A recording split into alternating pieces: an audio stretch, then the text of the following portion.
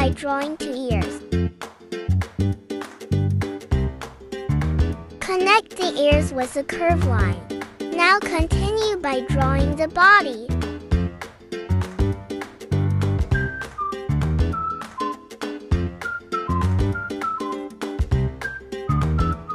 Next, draw the tail.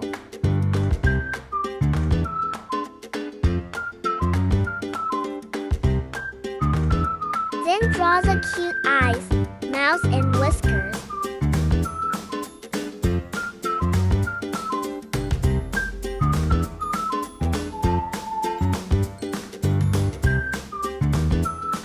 Don't forget to draw 4 cute little legs.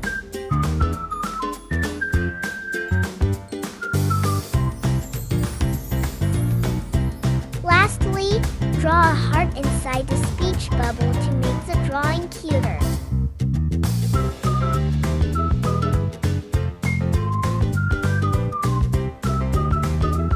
Great job!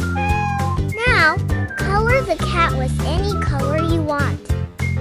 For me, I'm just gonna color some orange pattern on the cat's body.